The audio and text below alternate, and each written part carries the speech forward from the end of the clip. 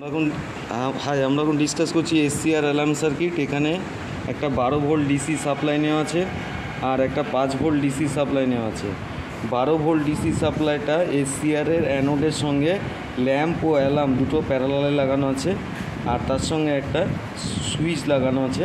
সুইচের পর একটা 12 ভোল্ট ডিসি সাপ্লাই, তার মানে 12 ভোল্ট ডিসি সাপ্লাইটা অ্যাপ্লাই হচ্ছে এসসিআরের অ্যানোডে, আর এসসিআরের ক্যাথোডটা গ্রাউন্ড করা আছে।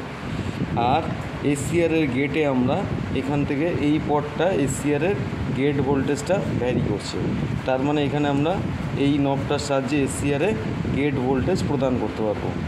তাই এসসিআর নর্মালি এখন অ্যানোড আর ক্যাথোডের মধ্যে কত ভোল্টেজ দেওয়া আছে না 12 ভোল্ট ডিসি ভোল্টেজ দেওয়া আছে অলরেডি, কিন্তু এসসিআর অফ কন্ডিশনে রয়েছে। অফ কন্ডিশনে রয়েছে কী করে বুঝছি না, ল্যাম্প জ্বলছে না। ল্যাম্প যেহেতু এসসিআরের সঙ্গে সিরিজে লাগানো আছে, আর ল্যাম্প এবং একটা বাজারও লাগানো আছে, তাহলে ল্যাম্প এবং এসসিআর অন হলে ল্যাম্প এবং বাজার দুটোই অন হবে। তাহলে আমি এবার এসসিআরের এই গেট ভোল্টেজটাকে ক্রমাগত বাড়াতে শুরু করছি। এবার আমি এসসিআরের গেট ভোল্টেজ বাড়াচ্ছি, ব্যাস এসসিআর অন হয়ে গেছে।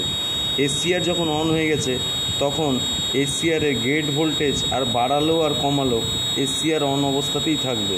এসসিআরের গেট ভোল্টেজ আমি অলরেডি কিন্তু 0 করে দিয়েছি, মানে পট 0 পজিশনে করা আছে। তাহলে এসসিআরের গেটে ভোল্টেজ 0 আসছে, এসসিআর অন হয়ে গেছে। এসসিআরের গেট ভোল্টেজটাকে এখন কন্ট্রোল করলেও এসসিআরটাকে এখন অফ করা যাবে না। এখন এসসিআরটাকে অফ করতে গেলে কী করব না, আমার সাপ্লাই ভোল্টেজের লাইনটাকে কেটে দিই। তার জন্য এই সুইচটা দেওয়া আছে, সুইচটা প্রেস করলাম, এসসিআরটা অফ হয়ে গেল। এটাই হলো এসসিআর অ্যালার্ম সার্কিট।